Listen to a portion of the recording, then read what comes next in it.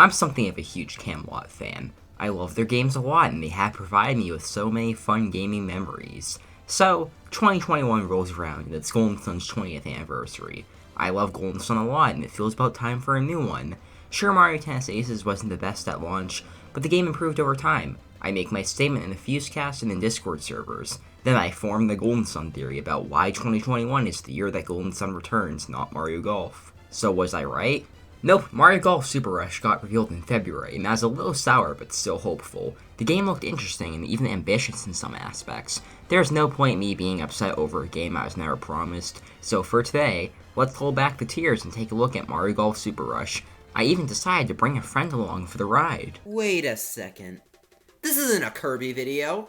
How am I supposed to talk about circles now? Hey, I'm RadGuy335. I'm a big fan of Kirby, Superliminal, and most importantly, Mario Baseball. I don't have as much experience with golf, but hopefully I can provide a different perspective from Fuse. Now, I'll be cool with this collab as long as the history lesson doesn't start just about now. A brief history lesson before we dive into Super Rush. The Mario Golf series started all the way back in Nintendo 64 where it sold well and was praised. We also got a Game Boy Color version of the game which had RPG mechanics. After that, the Mario Tennis series kicked off, but that isn't super important for now. Japan also got an exclusive game called Mobile Golf. Camelot then hit us with Mario Golf Toadstool Tour in 2003, and this game is sublime. How they follow it up? With a brand new GBA Mario Golf called Mario Golf Advanced Tour in 2004.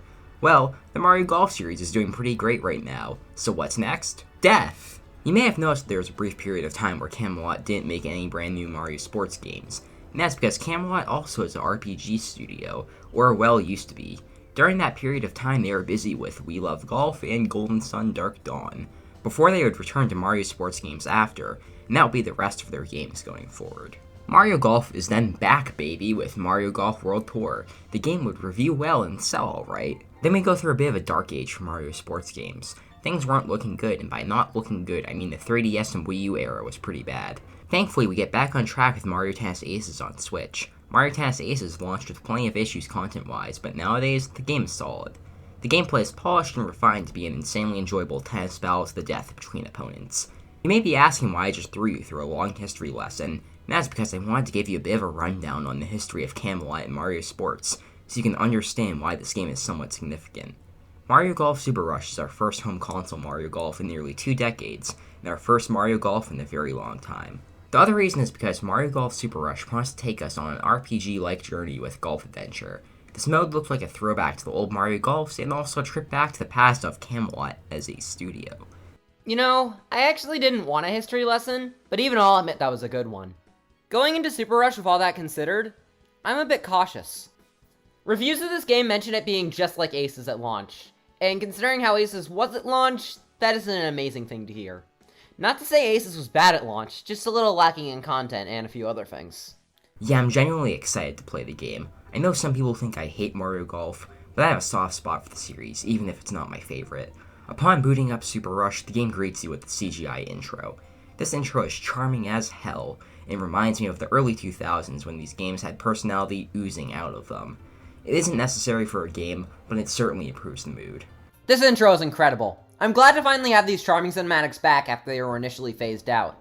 Well, Aces did have one, it was very small, and we wouldn't have a full one until months later. Even ignoring that fact, I like this intro a lot more, especially how it ties into the main single-player mode here, Golf Adventure. Let's get into that next. You get to pick your Mii character, and I of course decided to go with Isaac from Golden Sun. We're going to be using Psi Energy while golfing. The gameplay starts with a dialogue sequence that gives a cute tie-in to the intro with the characters having been watching it on the TV. We then get a small interaction between Birdo, Charge and Chuck, Boo, Toadette, and your Mii, who is a silent protagonist that only makes occasional noises. We then get to walk around the house in the top-down section. After you wake up from bed, you walk outside and whoa. Look at this fully explorable 3D town. There aren't like gallons of activities to do, but just seeing a Camelot RPG have a town explorable and behind the back 3D was pretty cool to me. Yeah, I honestly really like how this opens up. It feels so weird and out of place to have a Camelot RPG in HD. It's something I'll eventually get used to, but it's exciting to see either way. After exploring town for a bit, you'll get your clubs and get to start training for the first tourney. As you complete these missions for training, you'll earn EXP. Upon each level up, you'll gain points to boost your power, stamina, speed, control, or spin.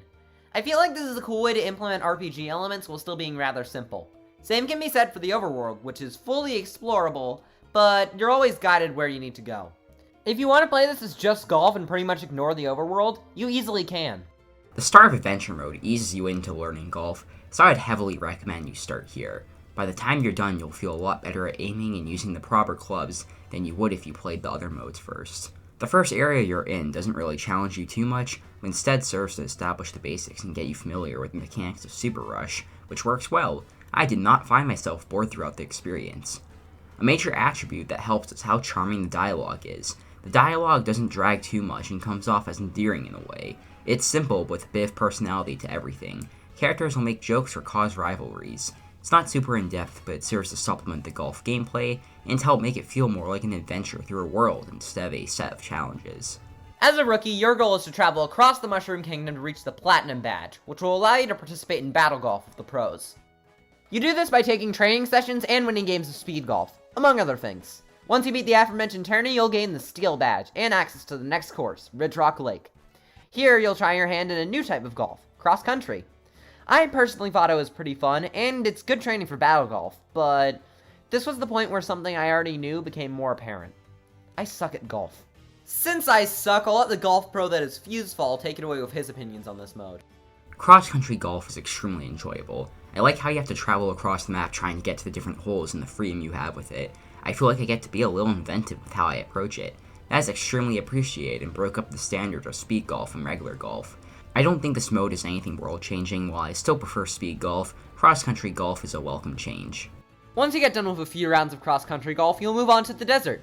But first, you meet up with Master Stinger. He's one of the Master Koopas here, and I really like the designs. If there's one thing I need in my life, it's a Jedi Koopa. He'll teach you how to use the appropriately named Stinger Shot, which gives you the ability to skip over water. He also teaches you how to channel your energy to use a special shot. Each character has one of these in the multiplayer, which can be used to mess with your opponents, but the Mies is a lot more powerful, allowing you to smash through rocks. This comes in handy in the desert area, where you'll be using it to bring back water to a town which was in drought. Soon after that, you'll be moving on to the forest. The forest starts off not too eventful, but then you get a new shot. The lob shot is a new shot you get with a higher arc. This shot will come in useful for the final sections of the game, such as the upcoming trials. From this point on, we'll be spoiling the rest of the story, so skip past that, go to the timestamp shown on screen or the next section. Anyway, speaking of the trials, you go to the statue and wow, it's Wario and Waluigi. They're trying to get a lightning sword. These trials are kind of basic and mostly just, hey, can you get the ball to the right place using a certain kind of shot? Nice tiny shake up with the average gameplay here. The game also hits us with a boss fight. Not anything too crazy, but there's a nice bit of spectacle to it. The lightning sword then tells you that you're worthy of going on its mission. Apparently, there was once an evil Snow King who ruled the mountaintops, but Bowser defeated him. However, at some point, a magic tree put Bowser into a sleep spell, and the Snow King returned, causing the wild weather conditions of all the regions in the game. This is a really nice twist. Instead of having it be Bowser shows up and is the bad guy, Bowser is a good guy and you gotta help him out or at the very least defeat the Snow King. Your next goal is to grab the Fire Orb from the Sacred Flame Beast. This will be used to help you overpower the Snow King. From this point forward, the game hits us up with some really weird pacing. The boss fight with the Sacred Flame Beast is quite literally 2 to 3 minutes after this cutscene. Then you'll be fighting the Snow King in just a couple golf matches after. The boss fight is actually pretty fun though, which is a plus. You shoot bomb mobs at his power crystals and then use lob shots to hit him with his own ice. Once the king is defeated, Bowser appears, after being woken up by Bowser Jr., and finishes the king off. The game ends really abruptly after that. Like, 1 second there's just dialogue and then boom, credits. Due to the weird pacing at the end, it almost feels like this mode ends before it starts. It's almost like Camelot wanted to make a full-on RPG. Overall, I'd say this mode is really fun, but the weird pacing plagues it just a little. It's nothing that will strongly hinder your enjoyment, but it just feels off. Wow, Camelot making a full-on RPG, you say? Imagine that. If only. This entire ending section where the game turns into an epic quest gave me a bit of whiplash. It was neat to do the boss fights, but I wish the entire adventure mode had these boss fights in a more epic scale. Maybe the first 2 worlds could be the standard golf, but after that, slowly hint at and build up the big adventure stuff before diving into it. They also should have extended it a bit. It feels like the adventure ends as swiftly as it starts. You should add another hour or 2 of the adventure stuff to the game instead. Let's dive into the other modes though. First up, Standard Golf. Standard golf isn't anything too crazy, but it's the tried and true formula for the most part. Time your shots properly while also using different clubs for different distances. You can give your ball types of spins. You also have the ability to use a special shot if your meter is full. These can have a variety of effects and are useful for getting your opponent's balls into worse positions. I know that some may find this mode dull and not super over the top, but it's a chill experience, so I like it. Next up is speed golf. This mode is a bit more unique. You have to race to your ball after you hit it. You can run towards it, but make sure to keep watching your stamina meter. If your meter's filled enough, you can activate your character's special dash, giving them a strong burst of speed. It's not all speed, however, because your score is pushed back 30 seconds for every shot you take. So even if you get it in before someone, you might still be behind. This mode is an incredibly fun spin on regular golf, and I always have a fun time with it, even if I absolutely suck. I personally loved speed golf. I think it combines the chill nature of standard golf with the craziness you would expect from a Mario twist on golf. It can be a frantic scramble, but you also have to still be smart with your positioning for shots. I hope this mode becomes a mainstay. Yeah, I really like the balanced speed golf strikes between regular golf skill and Mario wackiness. But personally, I prefer battle golf. In this mode, you have to choose one of 2 arenas and get in 3 of the 9 holes present. You can also set it so rush events appear every minute, causing effects mostly taken from the other character's special shots. This mode turns the wackiness up to 11 and I love it. It kinda reminds me of Kirby Air Ride's City Trial, just in a quicker and more simplified format. This mode is at its best when everyone is 1 ball away and you have to rush to the final hole. For the chaos alone, this is probably my favorite mode in the game. Also helps that I'm actually good at it. Battle golf is a lot of fun. It has a chaotic nature at times. Playing against just CPUs originally gave me a different impression of this mode. Playing with friends, though, makes it a ton of fun. You're all trying to screw each other over and laughing or yelling in voice chat together. While I mostly prefer standard or speed golf, their pick up and play while chilling out nature, battle golf is a blast in multiplayer. I do agree that a more laid-back experience can be fun, and I also think speed golf and standard golf are great, especially when played together in multiplayer.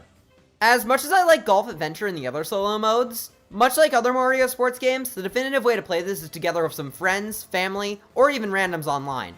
The multiplayer here is sublime. You really get that Mario Party flair of competition where you absolutely hate your opponent.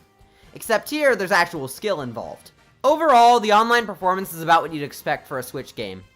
It's peer-to-peer, so if whoever you're playing with has a bad internet connection, there's a chance you're going to get a communication error. In fact, I'd say that happened in around 25% of online matches I did with random people. However, when it's not happening, even online with randoms can be fun. My online experience is alright. It's around what I expected from a Nintendo game with online. Has a lot of issues, but overall works okay enough. I do wish you could change game modes without switching lobbies. It would make it a lot easier to get variety in. Instead, it's like, well, we're having enough fun with this mode, and if we switch, we'll have to make a new lobby, so sure, I guess we'll stick with this mode.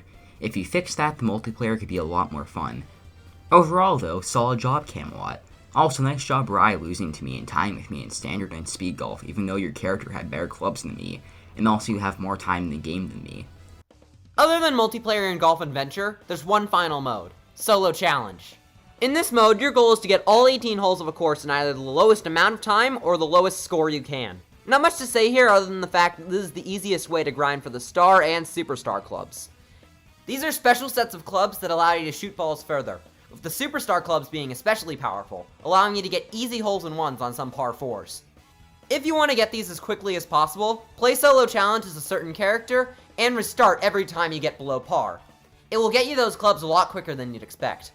Overall, that was Mario Golf Super Rush's gameplay and modes, but there is some smaller stuff we missed out on. So, what did we not discuss yet? Let's start the character roster. The character lineup here isn't huge, but it has some nice picks. I main as Daisy with the occasional King Babam. A solid roster that I hope that with future updates they build upon it with interesting picks. I agree that the roster isn't amazing, but it's solid enough. I'd put it on par with aces at launch. There's some greats, but a lot of characters missing. I mainly use Charging Chuck for now, and he's a blast to play with, just like the other character I use, King Babam. I'm glad this game is getting updates, because I'd love to see characters like Wiggler and Nabbit, who both have their names in one of the tourneys of the story mode, make a full playable appearance. The courses are also pretty fun. We have 8 in total, including the Battle Golf arenas, and they're all fun times. Some of the earlier ones don't have too much to them, but that's fine because it gives the player options for less wacky and chaotic playing areas. Updates show potential in this field as well, considering they showed off a course based on New Donk City. I hope they also add the snow variant of Bowser's Highlands to the mix in the multiplayer, because that new spin on the course is a pretty fun time. Yeah, I loved these courses. They look nice and have enjoyable gimmicks. When they aren't gimmicky, they're just well designed. There's plenty of room for strategy, but also just getting conveniently lucky. It strikes a careful balance. The themes aren't too crazy and out there usually, but they are aesthetically pleasing. Speaking of how the game looks, the graphics. The worlds are well constructed and look nice. Nothing too in-depth as far as detail goes, but everything has a nice and cartoony look. The visuals also have enough variety where it doesn't feel constantly samey.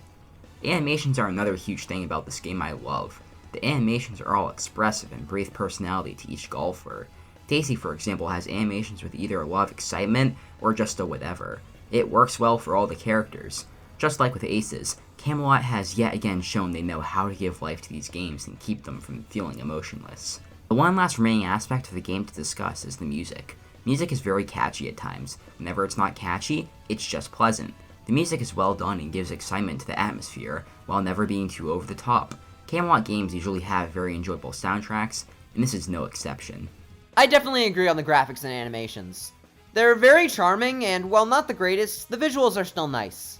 The music isn't my favorite, but it's definitely alright. I really like the chill vibes, and the music has gotten stuck in my head a good amount. I'd probably love it more if it weren't for the fact that I was just playing Mario Super Sluggers, which by comparison has much better music. Either way, the music and graphics here are still pretty good. And that was Mario Golf Super Rush. Overall, I absolutely love this game. It's full of charm like a Mario spin-off should be. Golf Adventure shows the potential of an HD Camelot RPG, and most importantly, it's really fun. I may have my biases to Mario Super Sluggers, but if it weren't for those, this might be my favorite Mario sports game. My main issue is that Golf Adventure should be slightly longer, but that doesn't really matter all too much with how fun the main golf modes are. This is one of the best multiplayer games on the Switch, and I just hope it gets a little recognition for that. Yeah, overall I loved Mario Golf Super Rush. It'll take some time and I have to sit on it, but I could easily see this being a top 10 first-party Switch game. But at the very least, it's a top 10 non-port first-party Switch game. A lot of 2020's brand new original Switch games left me a little burnt or indifferent, but Super Rush was an excellent way to get back on track. The game is fun and enjoyable. I can just pick up and play for a quick round or two. Mario Golf Super Rush isn't the game I wanted from Camelot, but wow did I have a good time. I can safely call Mario Golf Super Rush the type of game the Switch needed. While making this video and during the editing stage, I noticed a lot of negativity on this game, so I wanted to come back and talk about some of the common critiques of this game, especially since we didn't really talk about the negatives a lot because I didn't have any major gripes with this game, so why not? It'd be a good look at some of the things that people didn't like. First up, the animations. A lot of discussion has revolved around the lackluster animations compared to World Tour. I agree with this. I do wish these animations had more put into them. World Tour has some fantastic animations that are insanely good at portraying their characters. So if that annoys me, why did I compliment the animations earlier? Well, my main modes are Speed Golf and Battle Golf. Due to this, the animations being super quick while still giving personality is something I really enjoy in those modes. The other main criticism I have seen against Super Rush is the lack of content in side modes. I think Tournament Mode absolutely should have been here at launch, but everything else doesn't really bother me too much. I hate my answer being, well, I don't think it's that bad, because it feels like a fanboy defending a lackluster product. But honestly, all I want to do nowadays is have a chill Switch game to boot up whenever, so I guess even if that content was there, I wouldn't touch it. I, however, heavily understand why the lack of it annoys people, and I do wish it was here. I think there was some great potential for more side modes in Super Rush, and I do hope DLC expands upon that. I'm sure some people are very cautious of this game because of how Mario Tennis Aces was, and I don't blame you. Aces had a content issue. While Super Rush isn't perfect as far as content goes, and I think it could use more courses and characters, what is here is at least solid and filled with variety, plus we have more on the way. Nintendo's finish it later approach has been concerning. While I do wish Super Rush launched with more content, I've already gotten plenty of time out of what is here, and I have barely touched online, plus I have so much more I want to replay. Now that I'm done recording footage for this video, I can even play in handheld more, which excites me. There's a lot to love with Mario Golf Super Rush, and I found it to be well worth the $60 asking price. A lot of people nowadays are cautious of spending $60, and I get that. But the thing that kinda annoys me is how people say, insert super long game here has more content, so this game shouldn't be $60. Then you look at the game, and it's a game with a lot of filler in a completely different genre. If you're not interested in golf, fair enough, but I don't think not being into the genre is a reason to try and complain about this game's price. Super Rush has a decent amount of content to sink into if you're a golf fan, Is all of this content perfect? No, of course not. Adventure mode I wish was a little longer, I wish there were more characters, and I wish there were more stages.